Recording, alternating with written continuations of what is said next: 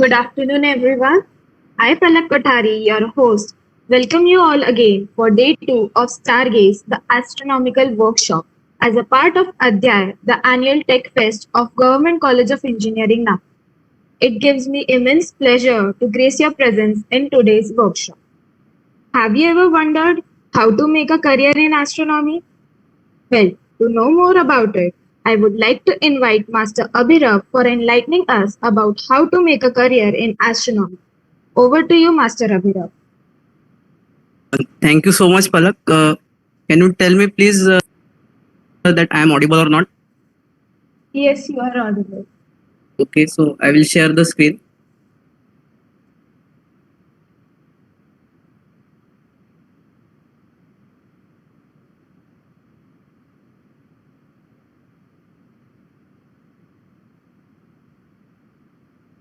So, is my presentation visible to you all? Yes, it is. Okay, so thank you. So, let's begin. So, good afternoon, one and all.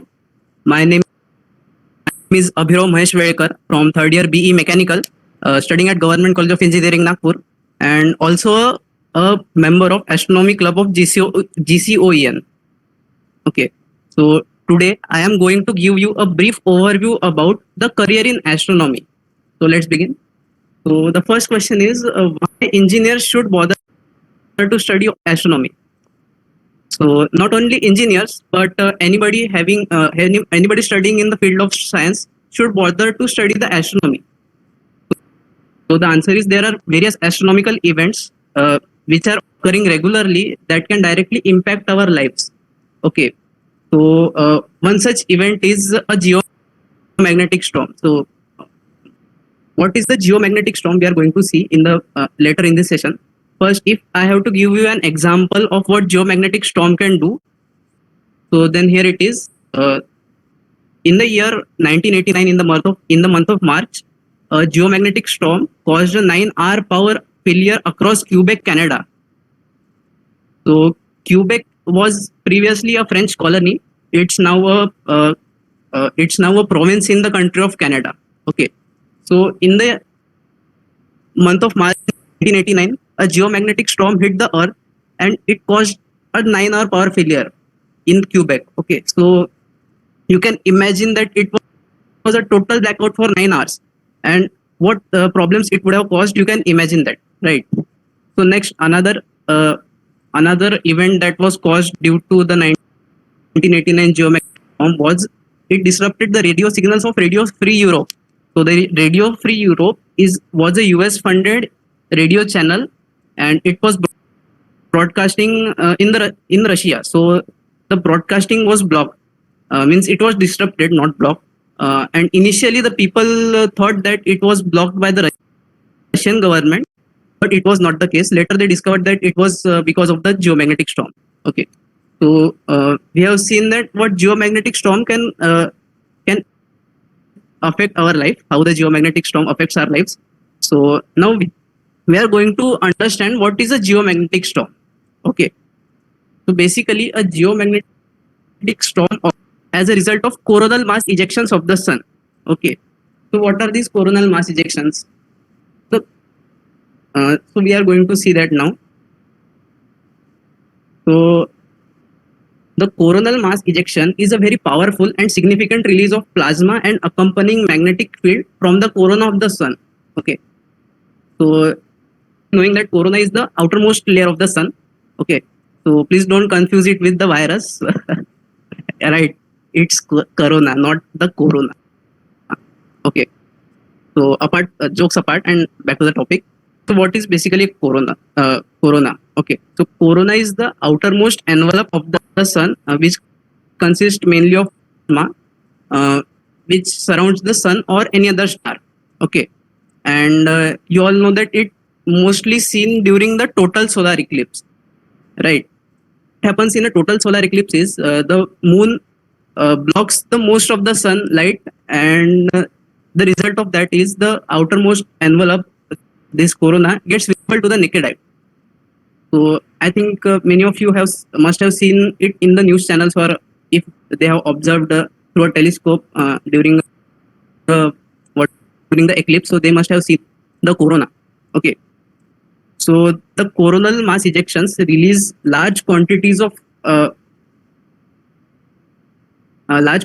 matter and electromagnetic radiation into space above the sun's surface. Okay, and the ejected material is a magnetized plasma consisting primarily of electrons and protons. Okay, so basically this coronal mass ejection can be directed in any direction from the sun, as they are sudden blast from the sun. Okay, so but when these coronal mass ejection are directed towards the earth, then it becomes a matter of concern for the earth, right?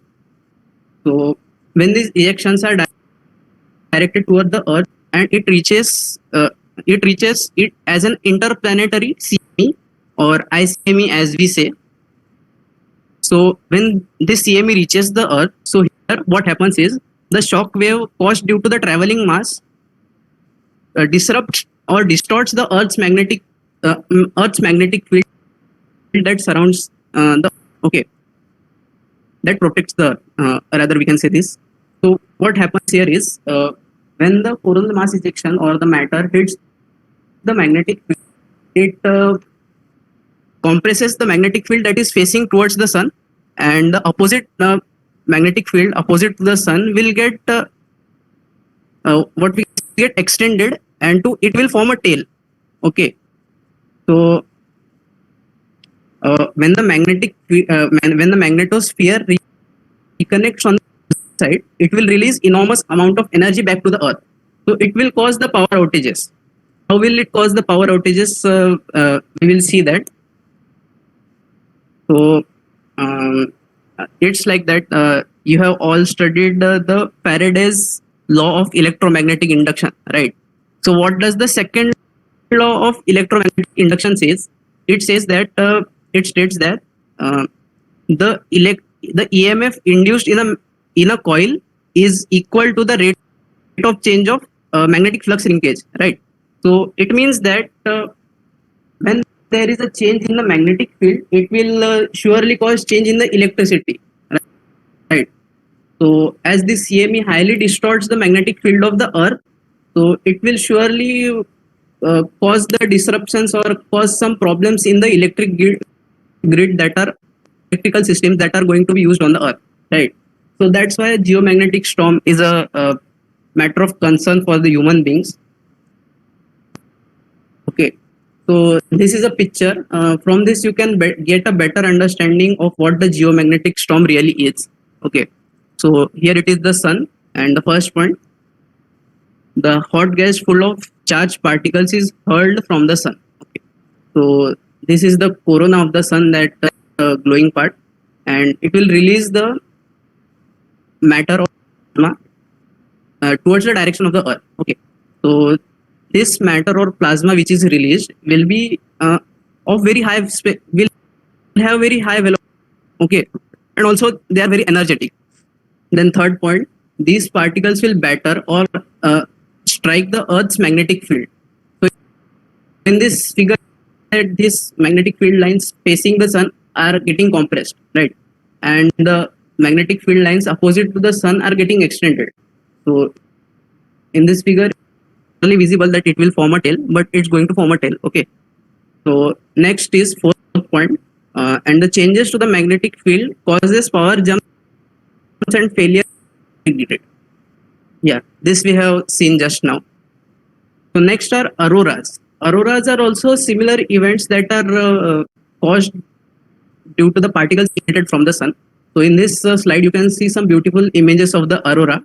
Okay, so what are auroras? So auroras generally occur in the region around the North Pole, and also as well as in the region around the South Pole. Okay, so why this happens in the South Pole? Because the what we can say, the magnetic field lines are very dense in the polar region of the Earth, right? So what happens is when this mass ejected from the sun reaches the polar regions of the Earth, it will interact, or it will interact with the magnetic field in the polar region, and those particles, which are basically electrons, protons, they will get precipitated into the Earth's atmosphere. Okay, and as these particles gets precipitated, they will interact with the not interact. They will actually ionize or excite the components of the Earth's atmosphere. Okay, so this excitation or ionization will cause those components to emit the light of varying colors. Okay, so thus various kinds of colorful lights gets from this phenomena. Okay, and one more thing is when these auroras occurs in the northern hemisphere, they are called as or aurora borealis, and when they occur in the southern hemisphere, they are called as southern lights or aurora australis. Okay, so next, the coronal mass ejections along with the solar flares of other origin can disrupt radio transmission and cause damage to the satellites and electrical transmission line facilities, resulting in potentially massive and long lasting power outages.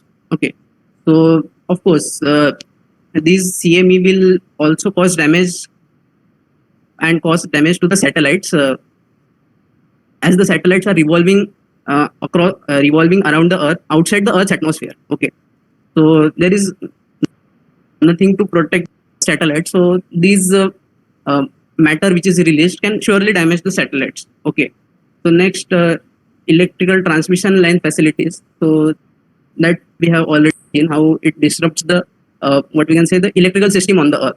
Okay, so we are going to see some more examples that were the geomagnetic storm.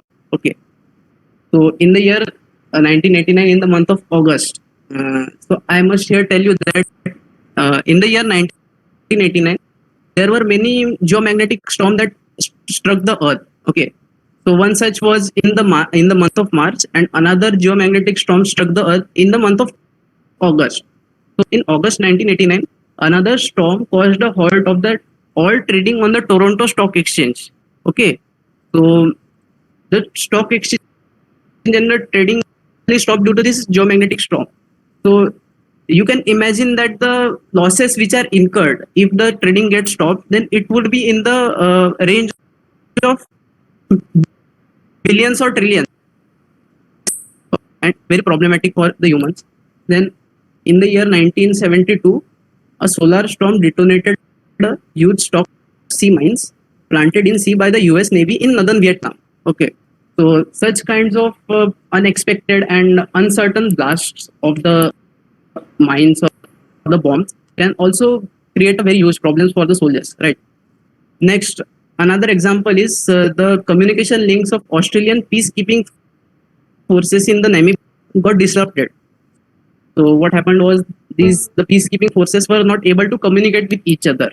Okay, so that's also a huge problem. If you can't communicate in the middle of a war, then that becomes a huge problem for the country, right? So for addressing all these kinds of what we can say all these kinds of problems for the humans, the role of engineers, or not only engineers but also the ones who are having a science background or science field becomes important, right? Because they are only giving the solutions. Okay, so what is the role of engineers in the field of astronomy? So basically, astronomy is a multidisciplinary branch which offers an exciting employment opportunities and open new dimensions of career. Okay, that's indeed very true that astronomy will require professionals from various kinds of fields, right? So uh, how it requires graduates or postgraduates from numerous fields, we will see in the later part of this session. So here the next point is engineers collaborate and work shoulder to shoulder with astronomers and astrophysicists to develop tools and infrastructure for the research in astronomy. Okay, that's also a very true thing that engineers and scientists, or the astrophysicists rather we should call them, they will work together, right? So these astrophysicists are the ones who are coming from the science field, right? And engineers are of course from the engineering field. So what they do is the scientist will look after the science aspect, and the engineers will look after the technological aspects, right? So science, you all know, and in short, in simpler terms, technology is simply application of science to produce new equipments or to solve any problem, right? So engineers will look after the technological aspects, and the scientists will look after the scientific aspects. Okay, and these two people will collaborate and work jointly, and will develop new and new tools and new infrastructure, right? So therefore, engineers and scientists, they both work together. Okay. So next, also there is a high scope of job satisfaction in this field, as only skilled and knowledgeable people are recruited with the promise of good pay scales. Of course, this there is a great job satisfaction in this field, as the astronomy is very interesting field, and most of the people are interested in this astronomy field, right? So those who are getting jobs in this field are highly satisfied with what they are getting, right? And another thing is, only the people who are having in-depth knowledge of their field are only get recruited. Okay, so that's why they are also getting a good pay scale, right? So next, talk particularly about engineers, how various kinds of engineers are required in this astronomy. Then here it is. The electrical and electronic engineers are required to develop protection system to protect low voltage devices, transmission line, transformers. Yes, as we have seen that the geophysical storm is causing problems for the electrical system, right? So these electrical and electronic engineers, or people having knowledge in this field, will be required to give solution to this problem, right? So the next, to develop state of art equipments like telescopes, which have parts like lenses, and supporting equipments like movable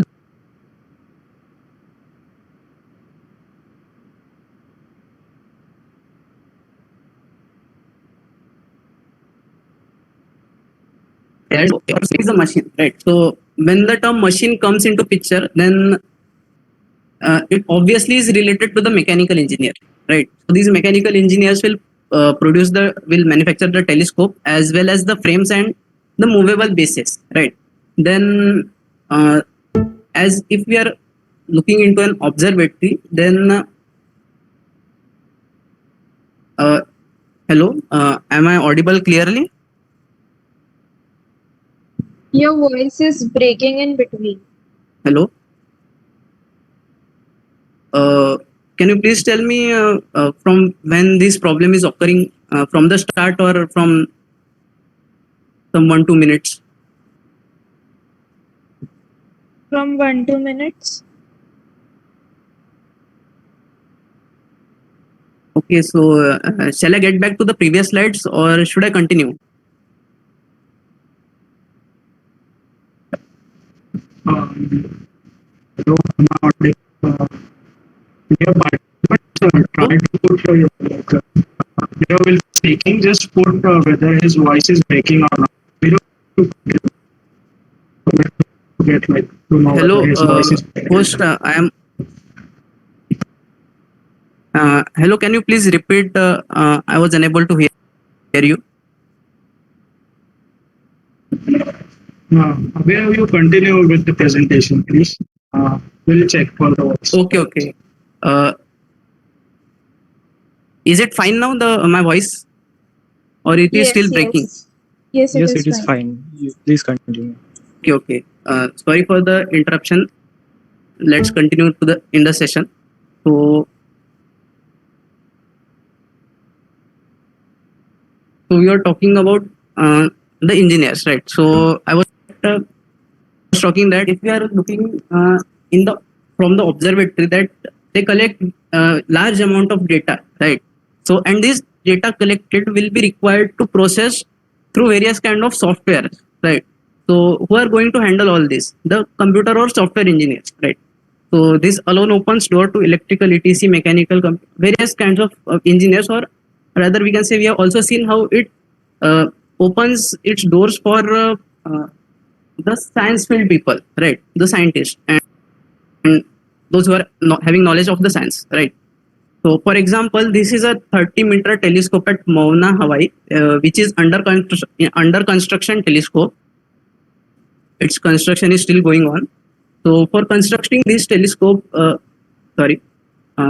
constructing this telescope, the construction work is handled by the civil engineers, right? And then the machines and all the mechanical thing will be done by the mechanical engineers, right? Then the power systems will be looked after by the electrical and electronics engineers, isn't it? Yes, it is. And also there are various softwares. And then who are going to operate this observatory? They are the scientists, right? They are going to collect the data. Who are those? Those are astronomers or astrophysicists. Okay. So thus, it's a collaborative effort of all the people related to science, right? So next, what are the research opportunities or opportunities for graduates after their graduation to be pursued as the post-graduation program to able to secure a job in this astronomical field, right? So first is optics, right? Optics, a field related to optical devices, lasers can be pursued in post-graduation. Yes. Because you all know that the basis of observation is light. Yes or no? Light or any kind of electromagnetic radiation. Yes or no? Yes. So this optics becomes very important for the field of astronomy because we can see anything because there is light present around it, or this body is emitting or reflecting the light, right? So optics is a great field. Then geoinformatics, a branch related to remote sensing. And then geographic information system or GIS can be studied as in post graduation. Yes, what is remote sensing? Remote sensing is a process of detecting and monitoring the physical characteristics of an area on the earth. Okay, so how these characteristics are detected? They're detected by measuring its reflected or emitted radiation, right? So as we have seen earlier in the optics, so similar kind of thing is there. Then there is GIS.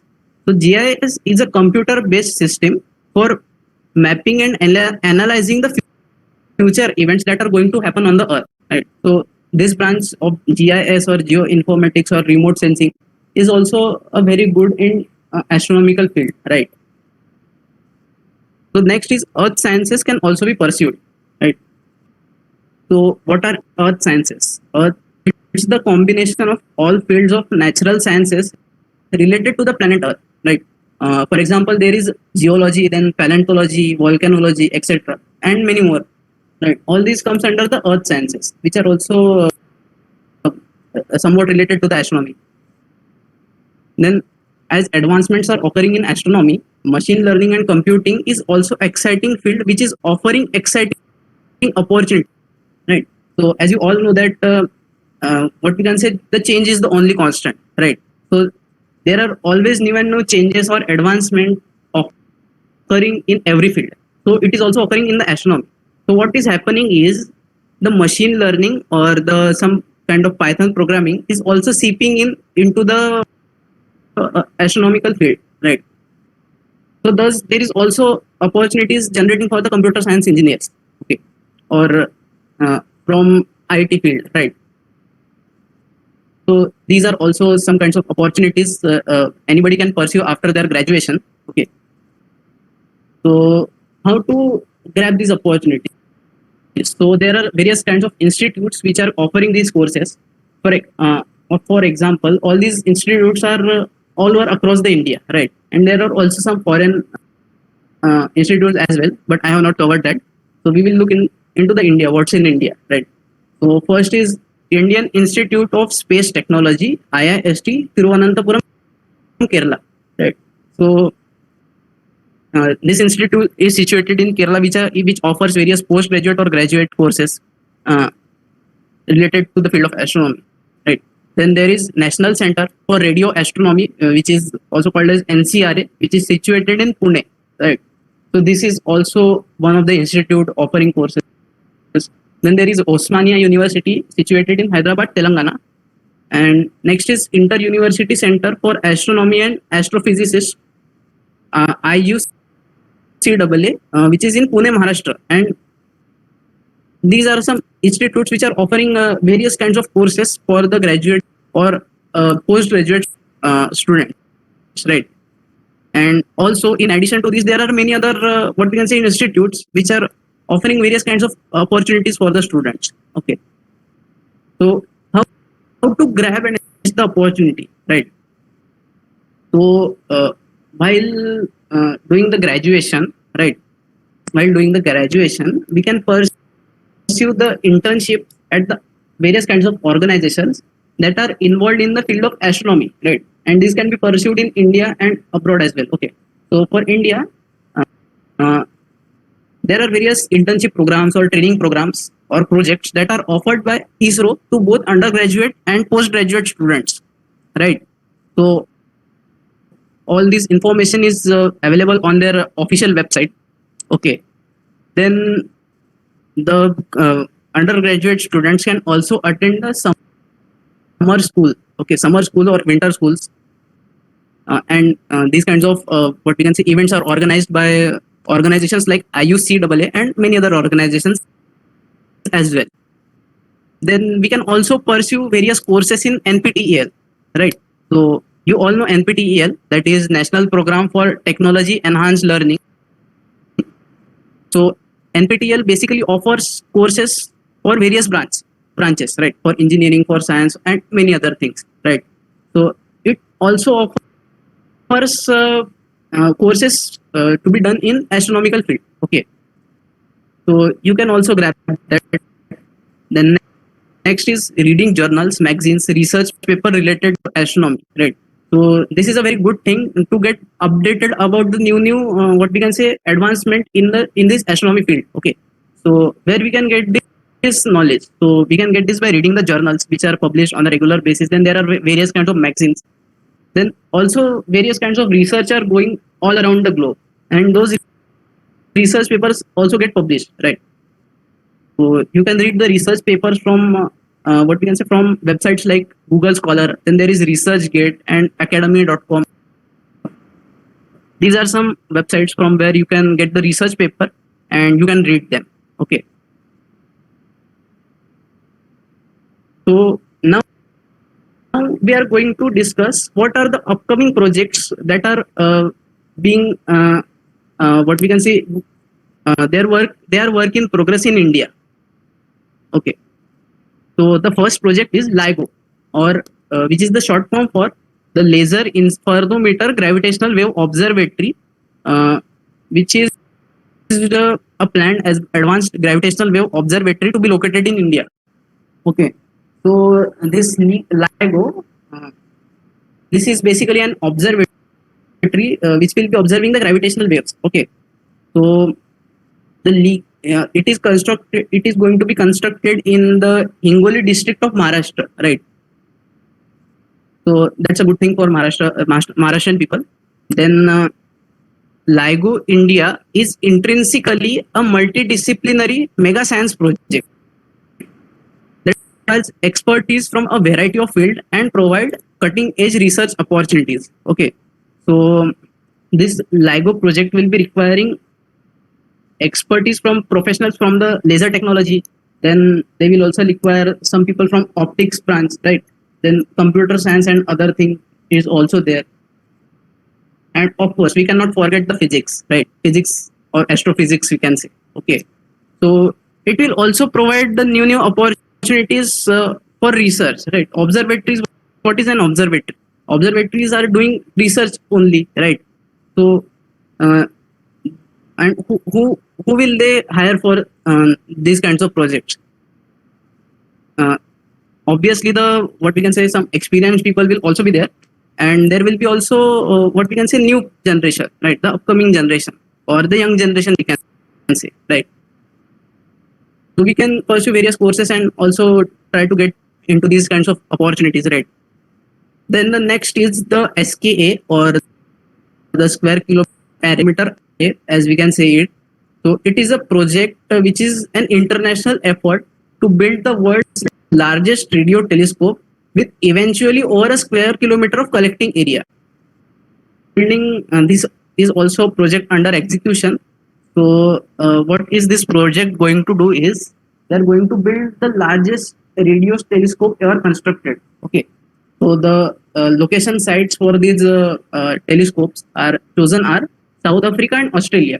Okay, but as this is an international effort, so India is also part of this SKA organization. Okay, so that's very great for the people of India, right?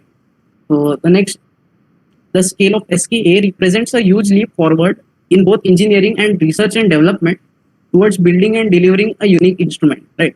So the preparation is well underway for this SKA, and similarly, it's also an kind of telescope or observatory, right? So what will it do? It will collect the data and they will do the research thing. Okay, so therefore, it's also a great research opportunity for engineers or from anybody coming from the science field, right? Next, the organization from 10 countries are members of the SKO organizations. So as I told you that it's an international project. So there are 10 countries which are part of this SKA. And now, before 2-3 days, France is also become the member of the SKA. Okay, SKA organization. So and in the 10 countries, it's a very proud moment for us that India is also part of this SKA. Okay. So next, the SKA related activities in India, right? We are basically we are Indian, so we are mostly concerned about what's for us, right? What's their plans for India, right? So the SKA related activities in India are overseen by a consortium of educational and research organizations, formerly known as the SKA India Consortium or SKA IC, as we can say it. So this SKA India Consortium, it includes various institutes from all over the country. Okay. So for example, the member institutes for this consortium are, for example, IUCAA Pune, then there is IIST Tiruvananthapuram. Also, we cannot forget IISc Bangalore, which is also a part of this. Then similarly, numerous, what we can say, organizations from all across India are going to participate in this project. So that's also a great opportunity for other students, right? Next, some other, what we can say, other projects are also coming, right? Like the, we can say, like the Indian Neutrino Observatory. Okay, so this Indian Neutrino Observatory is also under construction in the state of Tamil Nadu. Okay, so this is also a great opportunity for the students. Okay, so and also numerous projects will keep coming in the near future, right? So that's why there is no stoppage for what we can say new projects or new opportunities for the students if they're aspiring. Okay, so this was all I wanted to tell you about. And if we wanted to summarize, then we can say that this astronomy is actually a very vast field. Okay, and it requires professionals or what we can say individuals from various kinds of branches. Right? We have seen this in the session. Okay, so if you are an aspiring and passionate individual, then the opportunities are numerous opportunities are waiting for you. Right? You just need to grab that opportunity and encash them. Okay. So thank you. That was all from my side.